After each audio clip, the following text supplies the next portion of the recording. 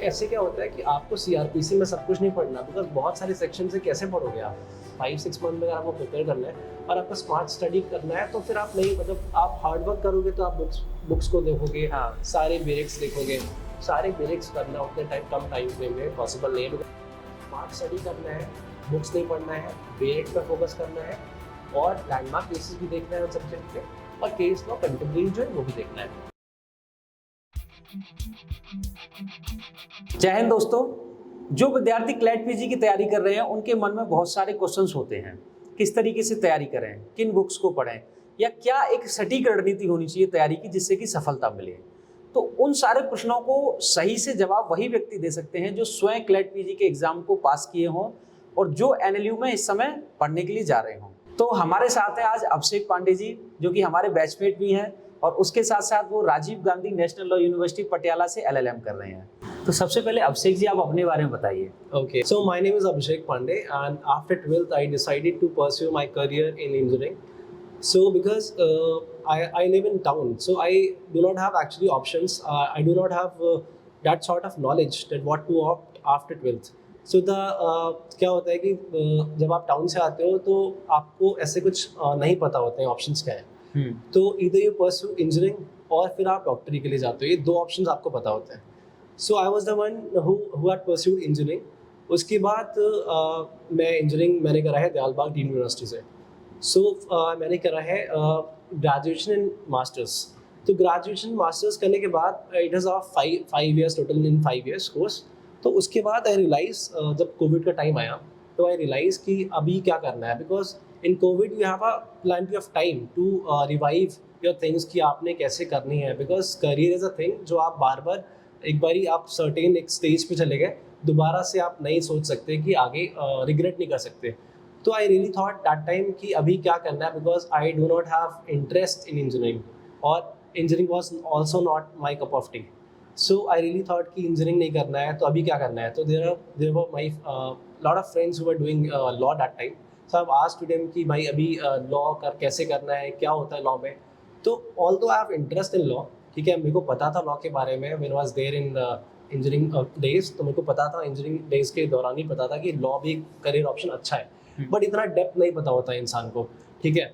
तो उसके बाद मैंने पूछा लोगों से कि कैसा करियर है ऑप्शन, तो अच्छा फीडबैक मिला। Although there were many friends and also relative of mine who have told me that being a lawyer and advocacy, you have that sort of thing कि आप आगे लाइफ में बहुत अच्छा कर सकते हो if you have that talent, that skill set। तो ये करने के बाद फिर मैंने देखा, यूनिवर्सिटी सर्च करी तो पता लगा कि एनएलयू से भी होता है, बट एनएलयू से 5 years लॉ ही होता है, बीएलएलबी एंड देन एलएलएम, ठीक है। तो 3 years करना था मेरे को, बिकॉज आफ्टर ग्रेजुएशन सिर्फ मेरे पास 3 years का ऑप्शन था, ठीक है। तो फिर मैंने सोचा कि चलो ठीक है 3 years में बाकी जगह कहाँ होता है। तो I have got to know that बाकी जगह स्टेट यूनिवर्सिटीज़ में, सेंट्रल यूनिवर्सिटीज़ में, हर जगह होता है। तो फिर मैंने आई ऑप्टेड फॉर लाइक मैंने एंट्रेंस दिया, ठीक है। तो फिर उसके बाद फिर मैंने यहाँ यूनिवर्सिटी ऑफ लखनऊ में एडमिशन ले लिया। तो ये I think this is the whole scenario from class 12 to now. उसके बाद जब लॉ करने का स्टार्ट करा, फिर आगे आपको कहानी बताता हूँ जब आगे, ठीक है। हाँ, तो आप अभी चूंकि आपका एलएलएम में एडमिशन हो गया है क्लैट के थ्रू, वो भी नेशनल लॉ यूनिवर्सिटी में, तो क्यों आपने सोचा कि मुझे एनएलयू जाना है? क्यों नहीं आपने सोचा कि और भी यूनिवर्सिटीज़ हैं? ठीक है। So the thing is that पहली बात तो आपको ये समझना पड़ेगा कि वाई, जैसे आपने पूछा कि वाई एनएलयू, है ना। तो आई थिंक क्या होता है, एनएलयू का जो टैग होता है ना, वो आपके सीवी में बहुत मैटर करता है।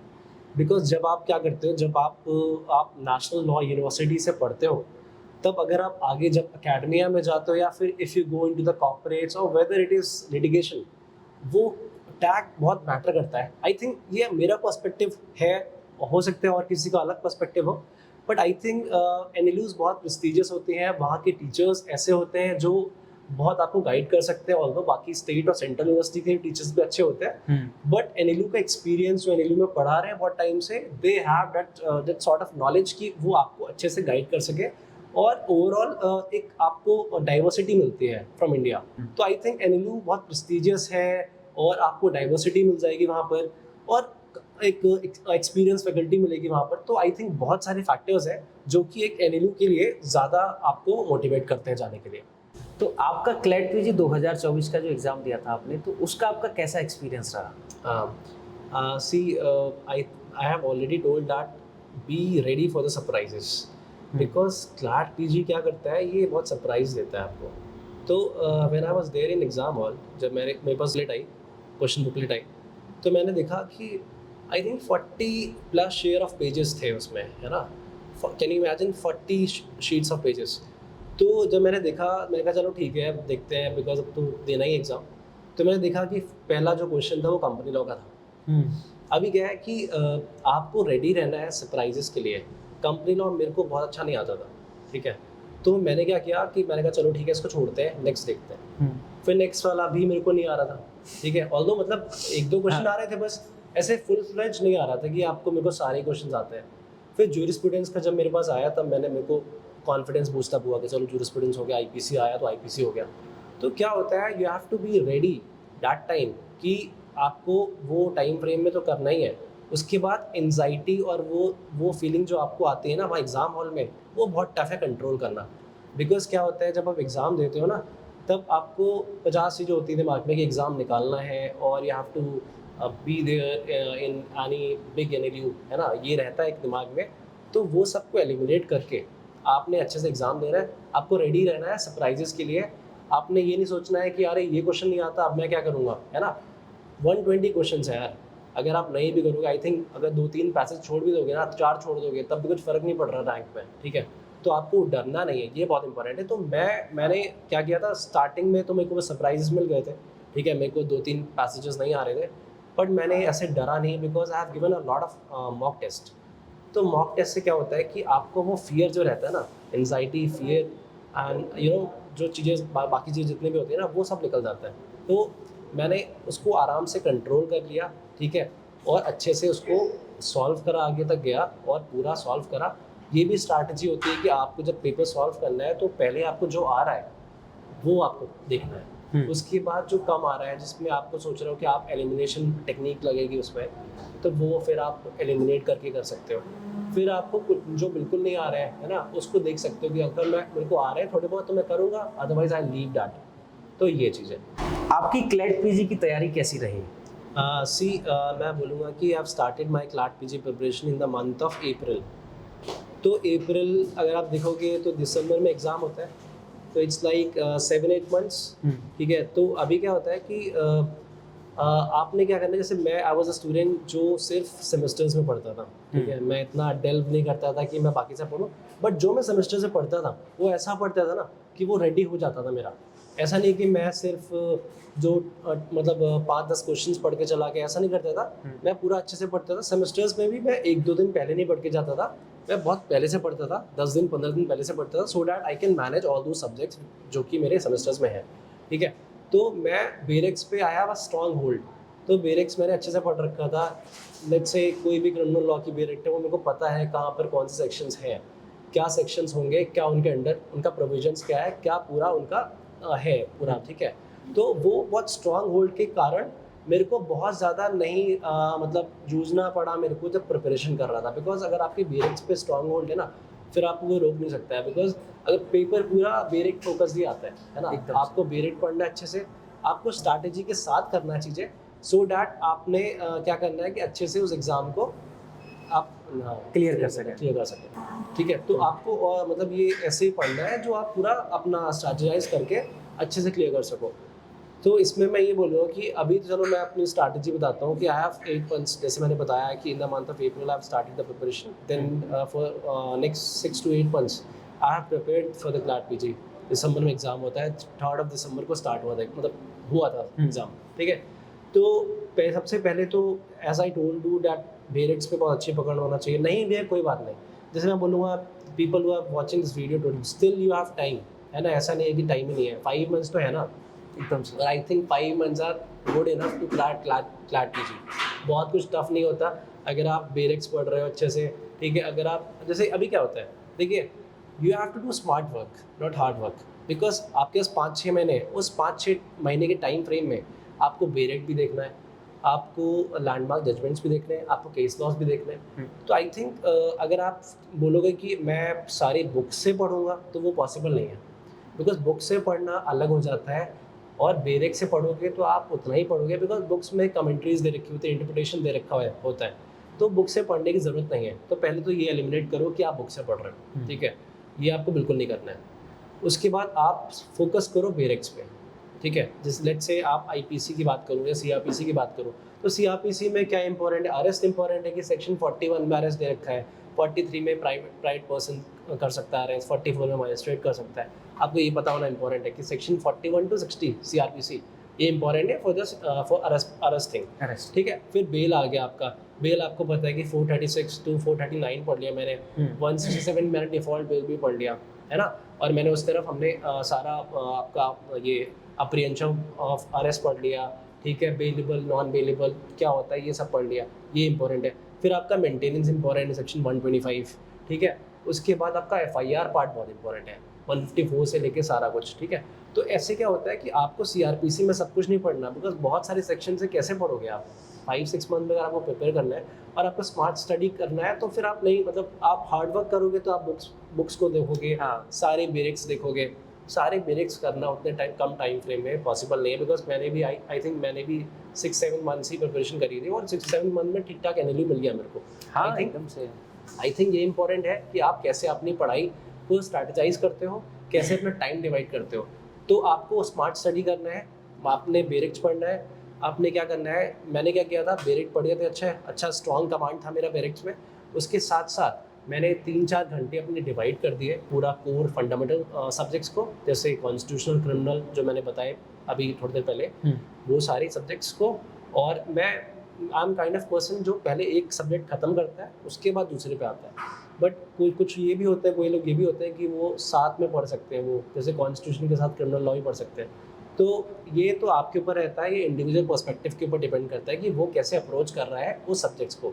तो मेरा ये स्ट्रैटेजी थी कि पहले एक को ख़त्म करो फिर दूसरे को ख़त्म करो। तो I have made an time table, है ना, उस टाइम टेबल के सेट में ही मैं काम करता था। जैसे लेट्स से कि मैंने लिख रखा है कॉन्ट्रैक्ट में मेरे को सेक्शन 1 से लेके आज सेक्शन 30 तक पढ़ना है, तो वो मुझे पढ़ना है। तो आई हैव टू गिव 3 और 4, ठीक है। और स्मार्ट स्टडी करना है, बुक्स नहीं पढ़ना है, बेरेट पर फोकस करना है और लैंडमार्क केसेस भी देखना है उन सब्जेक्ट के, और केस लॉ कंटेम्प्रेरी जो है वो भी देखना है, ठीक है। और स्मार्ट स्टडी करना है, बुक्स नहीं पढ़ना है, बेरेट पर फोकस करना है और लैंडमार्क केसेस भी देखना है उन सब्जेक्ट के, और केस लॉ कंटेम्प्रेरी जो है वो भी देखना है। उसी दिन में एक्स्ट्रा 2 घंटे निकाल के वो भी कर लो, लैंडमार्क केसेस भी कर लो, ठीक है। फिर आपको कंटेम्प्रेरी केस भी करना होता है, वो भी आप करो। मैं आगे बताऊंगा वीडियो में कंटेम्प्रेरी केस कैसे करते हैं। तो ये अभी तक तो ये स्ट्रैटेजी रखना चाहिए कि आपके फंडामेंटल 3-4 महीने में, लेट्स से आज अभी चल रहा है जुलाई, आप सितंबर तक मैक्सिमम अपने फंडामेंटल सब्जेक्ट्स को स्ट्रॉन्ग कर लो, ठीक है। उसके बाद आप केस लॉस पे आ सकते हो, कंटेम्प्रेरी केस लॉस पे। तो इस तरीके से आप पूरा डिवाइड करके अपना टाइम, और ये हर कोई इंडिविजुअल पर्सपेक्टिव पे रहता है कि वो कैसे अप्रोच करना है एग्ज़ाम को, ठीक है। और स्मार्ट स्टडी करना है, बुक्स नहीं पढ़ना है, बेरेट पर फोकस करना है और लैंडमार्क केसेस भी देखना है उन सब्जेक्ट के, और केस लॉ कंटेम्प्रेरी जो है वो भी देखना है। तो ये तीनों को डिवाइड कर देना है दिन में, और वो उस तरीके से अपनी पढ़ाई को बनाना है। मेन ये है कि अपना स्मार्ट स्टडी करनी है। हाँ। आपने अभी बताया कि कौन से सब्जेक्ट्स कौन मोस्ट इंपोर्टेंट है, कौन लीस्ट इंपोर्टेंट है, बहुत सारे सब्जेक्ट्स आपने बताए। तो एक विद्यार्थी जो तैयारी कर रहा है तो वो किस तरीके से उनमें स्टडी का टाइम मैनेज करे? जैसे मैंने बताया, there are subjects which are most important and there are also subjects which are least important, है ना। तो क्या होता है कि हमको ऐसा नहीं करना कि हमें पहले ये समझना है कि हमारा स्ट्रॉन्ग सब्जेक्ट्स कौन से हैं, कौन सा है ना। लेट्स से किसी का कॉन्स्टिट्यूशन लॉ अच्छा है या किसी का क्रिमिनल लॉ अच्छा है, तो उनको फिगर आउट करना है कि उनको इंटरेस्ट कहाँ पर है। आई थिंक वो सही स्ट्रैटेजी इसलिए भी होती है because once you delve into this preparation, तो आपने क्या फिगर आउट करना होता है कि जो मेरे को आता है वो मेरे को ऑलरेडी पता है, मेरे को अच्छे से समझा हुआ है वो टॉपिक या सब्जेक्ट्स, ठीक है। तो आप वो पढ़ लेते हो। उसके बाद जो आपका वीक सब्जेक्ट है, कुछ लोग ये भी करते हैं वीक पहले करते हैं, वो भी सही तरीका है बिकॉज वीक पहले करने से क्या होता है कि आपको उसकी टेंशन खत्म हो जाती है। देन यू नो डैट आपको कुछ सब्जेक्ट्स ऐसे हैं जो आपको पहले से ही पता है, तो वो आप फिगर आउट कर लोगे, पढ़ लोगे आराम से। तो one should strategise in a way कि पहले या तो वीक सब्जेक्ट पकड़े या फिर वो सब्जेक्ट्स पकड़े जो उसको ऑलरेडी पता है ना, वो उसको ख़त्म कर दे। और इस तरीके से मैनेज करना है कि पहले अपना जो मोस्ट इंपॉर्टेंट सब्जेक्ट्स हैं जैसे constitutional law, criminal law, administrative law, contract law, family law, jurisprudence, international law, ये सबसे ज़्यादा इंपॉर्टेंट है। तो इनको एक डिवाइड कर दे कि ये मेरे को 3 महीने में करने हैं या 2 महीने में करने हैं, है ना। तो लेट्स से 60 डेज़ में मैं टाइम टेबल में डिवाइड कर दूंगा कि ये टॉपिक वाइज, बिकॉज हर कोई टॉपिक इंपॉर्टेंट भी नहीं होता ना। अब जैसे आपका एविडेंस में इंपॉर्टेंट नहीं है, स्टार्टिंग के सेक्शंस इंपॉर्टेंट है कि आपका कन्फेशन पार्ट, एडमिशन पार्ट, ये सारे इंपॉर्टेंट है। फिर आपका इधर प्राइमरी एविडेंस क्या है, सेकेंडरी एविडेंस क्या है, ये सारे इंपॉर्टेंट है। आपको सारा नहीं पढ़ना ना, तो आपको टॉपिक वाइज डिवाइड कर देना है, अपने सब्जेक्ट को तोड़ना है और फिर आपको स्ट्रैटेजाइज करना है कि मुझे सबसे पहले कौन सा करना है। और आप ये भी कर सकते हो कि दिन में आप 2 सब्जेक्ट भी पढ़ सकते हो और साथ में लैंडमार्क केस भी पढ़ सकते हो। तो उस तरीके से आपको बनाना है कि आपको जो जो मोस्ट इंपॉर्टेंट सब्जेक्ट्स हैं पहले वो करो और उसके हिसाब से अपना देखो कि आपको पहले क्या आता है। अगर आपने कुछ पढ़ रखे हैं सब्जेक्ट्स तो वो पहले कर लो, खत्म कर लो, so that you can boost your confidence. Otherwise you can go for weak subjects, है ना, जो आपको नहीं आता है। किन बुक्स का और किन रिसोर्सेज का आपने हेल्प ली थी अपनी तैयारी के दौरान, जिनको आप स्टूडेंट्स को रिकमेंड करना चाहेंगे? Bhupendra and the viewers, I have already said that कि मैंने बेरेक्स पे I have a strong hold, ठीक है। तो बेरेक्स तो मेरे को पता था। तो I think the most important to crack any exam, आपकी अगर पकड़ है बेरेक्स पे तो आपका एग्ज़ाम बहुत आराम से निकल जाएगा। आपको बहुत ज़्यादा मेहनत नहीं करनी अगर आपकी बेरेक्स पे स्ट्रॉन्ग होल्ड है तो, ठीक है। तो बेरेक्स आर फर्स्ट प्रायोरिटी, आपको वो करना ही करना है, ठीक है। उसके बाद बुक्स की बात करो तो बुक्स एज सच मैंने रेफ़र कुछ नहीं करा था, बिकॉज आई नो कि आई हैव लेस टाइम और उस टाइम फ्रेम में मेरे को करना है ख़त्म सारा। तो बुक्स तो मैंने कोई रेफ़र नहीं करी थी, but I have refer to all the bare acts, the most important bare acts, ठीक है। मैं ये नहीं बोलूँगा टीपीओ ही पढ़ा मैंने, ठीक है। टीपीओ और जो specific relief act and limitation है ये तो कोई नहीं पढ़ता ना बेरेक्स इनकी, नहीं। तो इम्पॉर्टेंट ये है कि आपको देखना है कि आप जैसे मेरा जो स्ट्रॉन्ग सब्जेक्ट्स थे वो क्रिमिनल लॉ था, ठीक है, वो कॉन्स्टिट्यूशन भी था, ज्यूरिस्प्रूडेंस था, इंटरनेशनल लॉ था। तो ये क्या इंटरनेशनल ज्यूरिस्प्रूडेंस की बेरेक्ट नहीं होती, तो आपको डिफरेंट रिसोर्सेज जैसे एके जैन है, एके जैन दुक्की पढ़ सकते हो फॉर द ज्यूरिस्प्रूडेंस, और इंटरनेशनल लॉ भी वहीं से जाता है। बट अगर आपको पढ़ना ही है, बिकॉज कुछ लोग ऐसे भी होते हैं जिनको इंटरेस्ट नहीं होता बाय रेफरिंग बेरेक्स, एंड बेरेक्स आपको पढ़ना ही है, ये तो इम्पॉर्टेंट है। लेकिन कुछ लोग ऐसे होते हैं कि उनको नहीं इंटरेस्ट होता बुक्स पढ़ने में, तो they can go for YouTube videos. I think there are number of YouTube channels जो कि आपको एक सिंपलेस्ट तरीके में आपको समझा सके एक क्रिटिकल एक tough topic.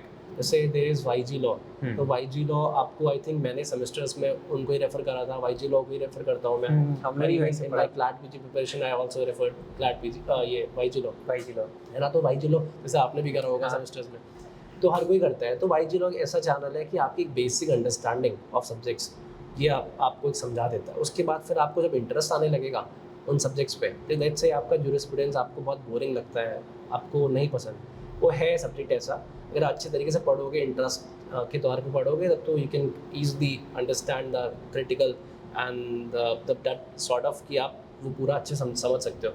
But if you से कि आपको बिल्कुल नहीं समझ में आ रहा है, तो आप रेफर कर सकते हो पहले आप यूट्यूब चैनल वाईजी लॉ, ठीक है, या फिर और भी चैनल्स हैं जो आप जैसे लीगल एज, लीगल एज के भी आप देख सकते हो लेक्चर्स। उन्होंने स्पेशली क्लैट पीजी ही बेस्ड बहुत सारी वीडियोस बनाए हैं, यूट्यूब वीडियोस हैं उनकी बहुत सारी क्लैट पीजी बेसिस पे, लाइक जैसे कॉन्स्टिट्यूशन लॉ की भी है, क्रिमिनल लॉ की भी है, मतलब बिजनेस लॉ की भी है, सारे बनाए हैं, तो वो रेफर कर सकते हो। बट मेरा ये था कि आई विल टेल यू कि मैंने लीगल एज कॉम्प्रिहेंसिव कोर्स ले रखा था। तो जब ऑनलाइन मैंने कोर्स लिया, because I was very curious that time कि what to study and how to study, और उसके बाद there was no mentor to tell me कि भाई कैसे अप्रोच करना है पेपर, है ना। तो ये बहुत इंपॉर्टेंट है कि अगर आपको कोई मेंटर है तब तो वो आपको बता सकता है कि what resources you have to refer, but if there is no one जो आपको बता ही नहीं सकता कि क्या पढ़ना है क्या नहीं पढ़ना है, then there is a difficulty। तो उसके लिए मैंने रेफ़र करा था लीगल एज का चैनल, मतलब ये कोर्स, ठीक है। तो ये ऑनलाइन कॉम्प्रिहेंसिव कोर्स था। तो ये क्या था कि उन्होंने स्क्रैच से पूरा पढ़ाया था, सारे सब्जेक्ट को लेके चले थे ये लोग, and also they have given us contemporary cases, तो उससे मेरा बहुत हेल्प हुआ था, ठीक है। तो ये मैं आगे और बताऊंगा इसके बारे में, केस लॉ कैसे और ये सारी चीज़ें। तो ये रिसोर्सेज थे, मैंने बेरेक्स पे और इनका चैनल ये इनका कोर्स पूरा पढ़ा था, इनकी वीडियोस दी थी, तो ये थोड़ा हेल्पफुल थी। तो कोर्स क्या लगता है आपको कि कोर्स ने बहुत कितना आपकी तैयारी में कितना रोल निभाया कोर्स ने? आई थिंक सी क्या होता है कि आप you can not find that motivation अगर आपके पास एक सर्टेन कोई है, मतलब टू पिंच ऑन की आप मतलब आप क्लास लो ये वो है ना, आप देयर इज़ अ कंपटीशन कि भाई बाकी दोस्तों ने भी लिया था कोर्स, तो एक कॉमन चीज़ थी कि यार कोर्स तो मतलब क्लास तो लेनी है सारी, बिकॉज क्लास अब अभी क्या होता है क्लास भी अगर आप जैसे आप कोर्स ले रहे हो कोई भी course, let's say Rustam legal भी एक कोर्स ऑफर करते हैं वो लोग भी, और there are other channels other ये प्लेटफॉर्म्स जो आपको कोर्सेज ऑफर करते हैं। तो आई थिंक अगर आप कोई भी कोर्स रेफर कर रहे हो तो don't rely on solely basis on course, because क्या होता है कि आपके पास अपना पढ़ना भी होता है आपको, वो आपको गाइड कर सकते हैं, वो आपको डायरेक्शन दे सकते हैं, ठीक है, वो आपको पढ़ा भी देंगे, बट उसके बाद आपको खुद ही पढ़ना पड़ेगा। सेल्फ तो स्टडी। आपको समझा सकता है कोर्स, मतलब कोई भी यूट्यूब चैनल या फिर कोई भी कोर्स स्पेशली वो समझा देगा आपको, बट द पॉइंट इज कि you have to read it by on your own, ठीक है। तो आपको नोट्स बनाने, जैसे व्हाट आई डू इज़ कि आई मेक शॉर्ट नोट्स, है ना, तो शॉर्ट नोट्स बनाता था, मैम का वीडियो दे, मतलब मैम पढ़ाती थी वहाँ पर, मैम का वीडियो देख के शॉर्ट नोट्स बनाता था और उसके बाद उनको रिवाइज़ करता था, बेरिक से पढ़ता था। तो ये क्या होता था, इससे मेरे को एक आइडिया लग जाता था कि कैसे अप्रोच करना है एग्ज़ाम को और क्या किस तरीके से क्वेश्चंस पूछ सकते हैं क्लास पीजी वाले, है ना, because they have like 10 years of experience of teaching, 20 years of experience of teaching. तो उनके पास उनको एक आइडिया है, उनको एक्सपीरियंस है कि क्या क्वेश्चंस पुट अप हो सकते हैं इन द एग्जाम्स। तो आपने अभी बताया कि केस लॉ और लैंडमार्क जजमेंट, और अब मतलब मेनली फोकस कर रहे हैं केस लॉ के ऊपर, तो हाँ जी। क्या इसका एक इम्पोर्टेंस रहता है एग्जाम में, तो वो आप बताइए। सी क्या होता है कि जो कंसोर्टियम है एंड दे वांट कि हमारे जो एलएलएम करने स्टूडेंट्स आ रहे हैं, तो दे शुड बी समवन जो कि अवेयर हो, लीगल अवेयरनेस के साथ आए है वो बंदा, ठीक है। तो अभी का इम्पोर्टेंट क्या है कि वो फोकस करते हैं कि कोई इंसान आए, जो भी इंडिविजुअल आ रहा है एक एनएलयू में, वो अपना पूरा बैकग्राउंड उसका ऐसा हो कि वो लीगल अवेयरनेस से जुड़ा हो, उसको पता है कि लीगल फ्रैटर्निटी में चल क्या रहा है ना, तो ये बहुत इंपॉर्टेंट है। तो इसलिए वो क्या करते हैं, अपना पेपर जो रहता है ना उनका केस लॉ बेस्ड होता है। अभी क्या होता है, लैंडमार्क केसेस है जो प्रेसिडेंट सेट कर चुके हैं, है ना, जैसे केशवनंदा भारती केस सबने सुना होगा, आई थिंक सारे व्यूअर्स को पता होगा, ठीक है। तो बहुत सारे केसेस आते हैं, जैसे if I talk about article 21, तो जैसे अभी क्या है, बेरिक्ट अगर आप पढ़ लोगे सिर्फ उससे काम नहीं चलेगा, you have to read cases also. जैसे कॉन्स्टिट्यूशनल लॉ में लिखा है right to life and personal liberty, article 21, बस हो गया खत्म। उसके नीचे लिखा है, ठीक है, बाकी चीज़ें लिखी हैं। अभी क्या है कि ये सिर्फ ये पढ़ लोगे आप, तो यही मैंने बोला ना, गाइडेंस बहुत इंपॉर्टेंट है कि अगर आप ये सिर्फ पढ़ लोगे तो उससे आपका काम नहीं होगा। You have to read the case laws from where article 21 started, either it was a liberal interpretation, they did literal interpretation, और कैसे उन्होंने वाइड इंटरप्रिटेशन करा आर्टिकल 21 का।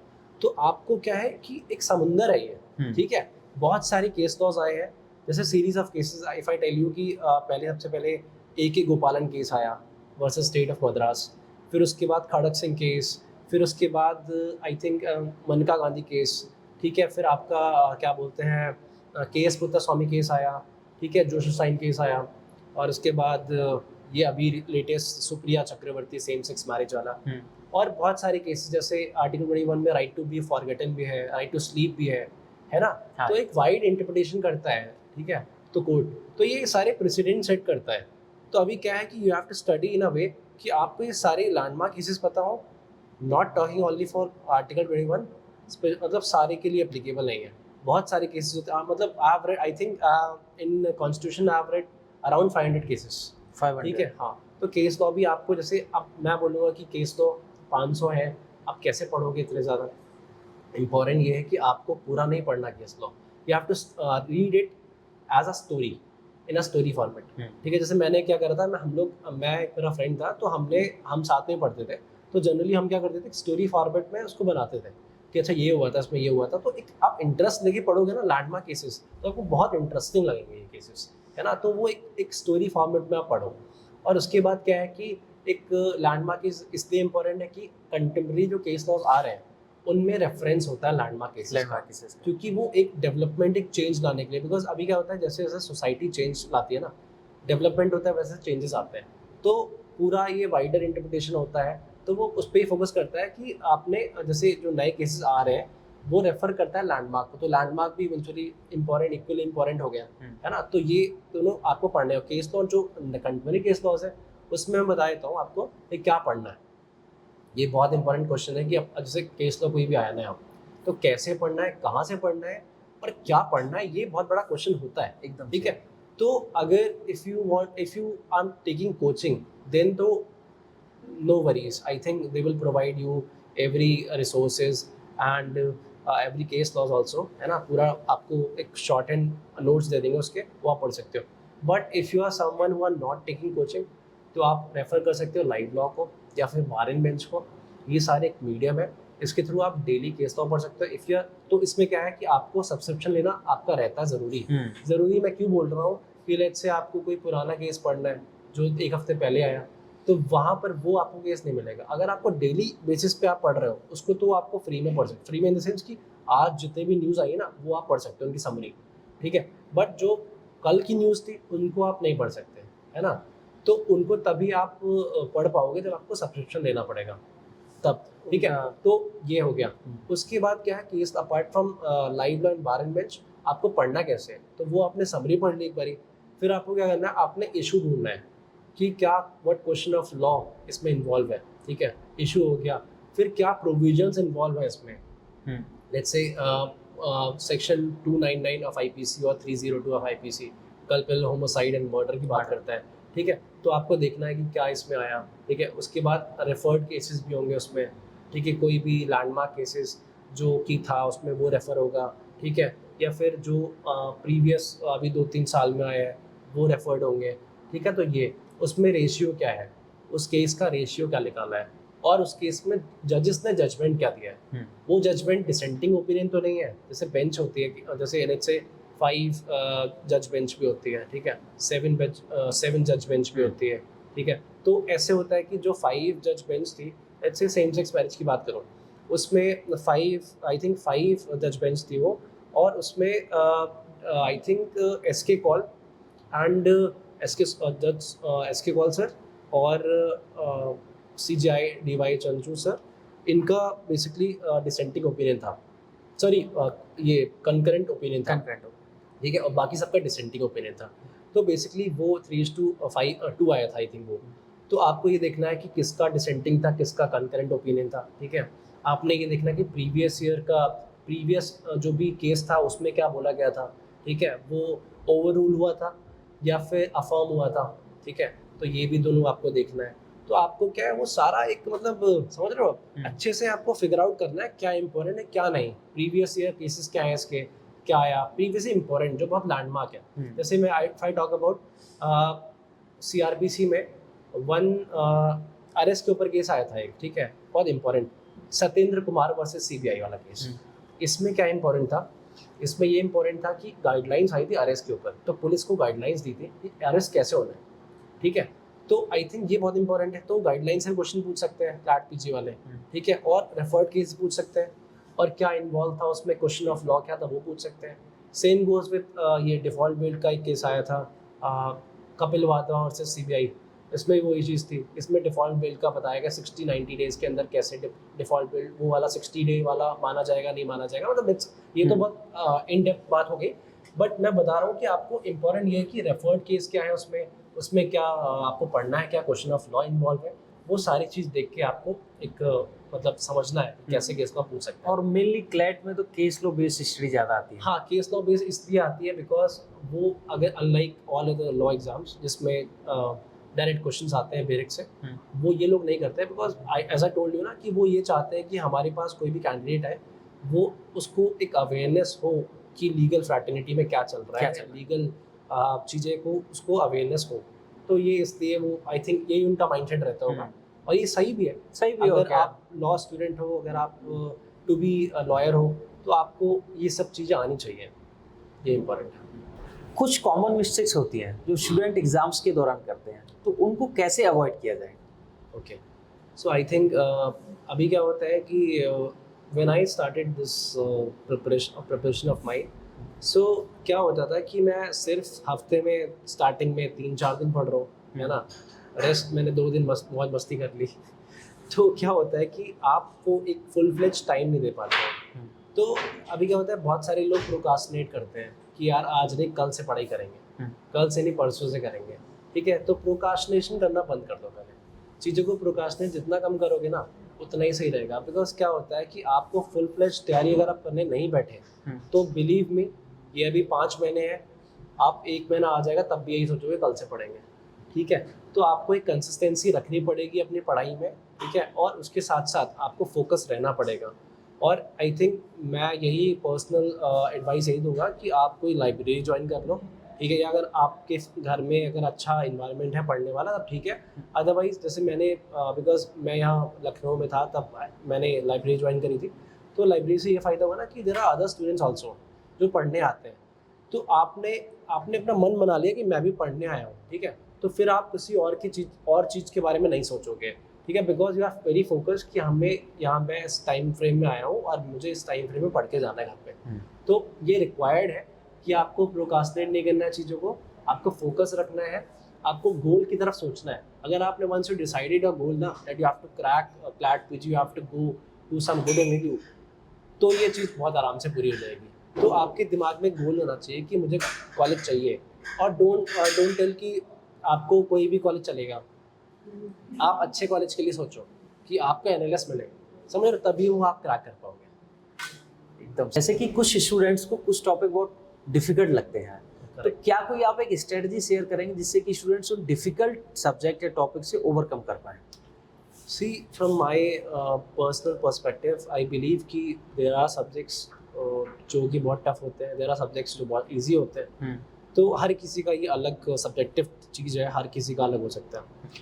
तो जैसे मैंने क्या किया था, मैं I will give you, this is something which I can give to yours कि मैं एक मेरी नोटबुक होती थी, तो उस नोटबुक पे मैंने क्या किया था कि सारे मैं लिखता था। जैसे मैंने कोई भी आर्टिकल ले लो, जैसे लेट्स से 14 आर्टिकल ले लिया, ठीक है, तो मैंने उस 14 आर्टिकल के बारे में लिखा, उसके लैंडमार्क केसेस लिख दिए, ठीक है, जो कंटेम्प्रेरी चल रहा है आर्टिकल 14 पे वो मैंने लिख दिया। तो इट्स काइंड ऑफ कि मेरे हैंडी नोट्स उसमें बन गए। तो that notes will be helpful जब मेरा रिवीजन का टाइम आया, ठीक है।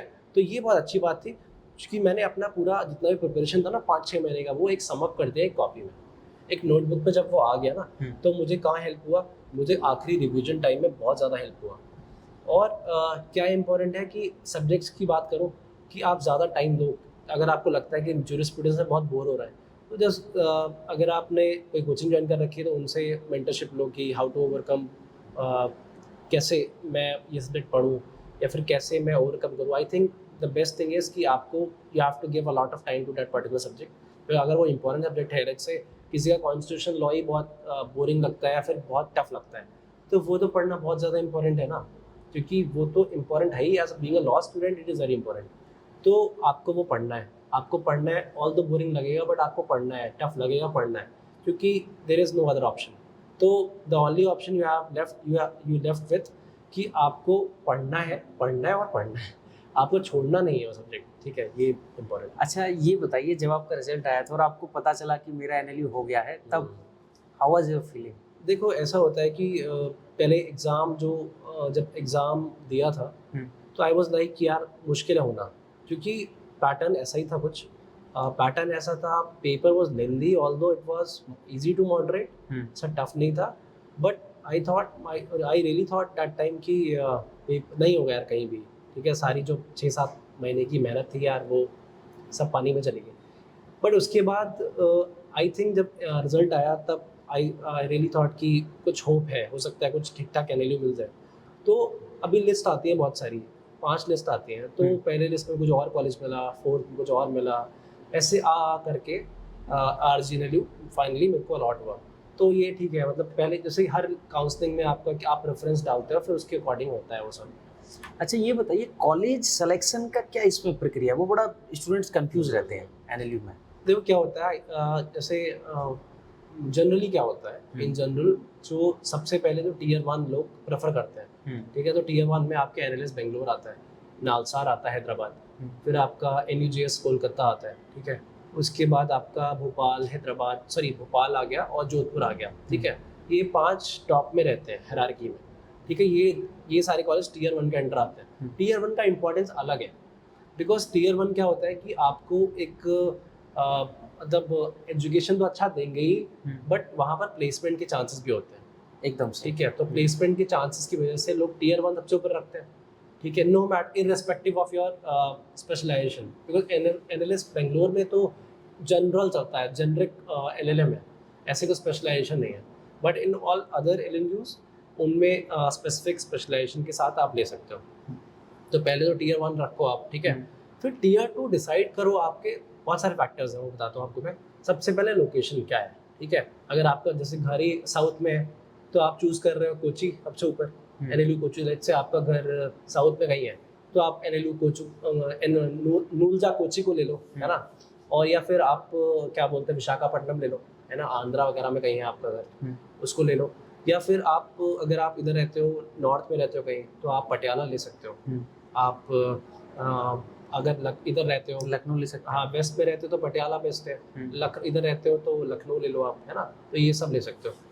तो बाकी ये सब ये लोकेशन पे डिपेंड करता है, आपकी कैटेगरी पे डिपेंड करता है, क्योंकि बहुत सारे जो NLUs होते हैं वो कैटेगरी को भी प्रेफरेंस देते हैं। कैटेगरी इन द सेंस कि साउथ के कुछ कॉलेजेस होते हैं, कहीं भी कोई भी NLU है, वो बेसिकली अपनी कैटेगरी वाले पर कितनी भी रैंक मतलब ठीक ठाक, अगर आपकी कम रैंक भी है ना, उस पर भी आपका एडमिशन हो जाता है। तो वो इम्पोर्टेंट है, लोकेशन, कैटेगरी, एंड देन आपका स्पेशलाइजेशन क्या है, ये बहुत इंपॉर्टेंट है। लेट्स से आपको IPR में करना है, और IPR है ही नहीं कि टीयर 2 में कहीं पे, है ना, मतलब एक कॉलेज में है वो साउथ में है, तो आप उसको प्रेफर करोगे, है ना। अगर आप नॉर्थ के हो तो आप साउथ जाना पड़ेगा आपको, because you have to choose your preference, है ना, you have to choose your specialization. तो ये है कि आपने डिपेंड करता है टीयर 2 टीयर 3 में कि आपका क्या स्पेशलाइजेशन होना चाहिए, आपका लोकेशन एडवांटेज है नहीं है, या फिर आपका आपको क्या बोलते हैं लोकेशन ये और कैटेगरी क्या है। कैटेगरी। हाँ, तो ये 3-4 चीज़ें फैक्टर्स होते हैं, वो आप डिसाइड करते हो टीयर 2 टीयर 3। टीयर 2 को टॉप पे रखना चाहिए ऑब्वियसली, फिर टीयर 3 पे आना चाहिए। तो इस तरीके से, बट टीयर 2 में भी क्या ऊपर रखना है क्या नीचे रखना है, that depends upon these 3 factors.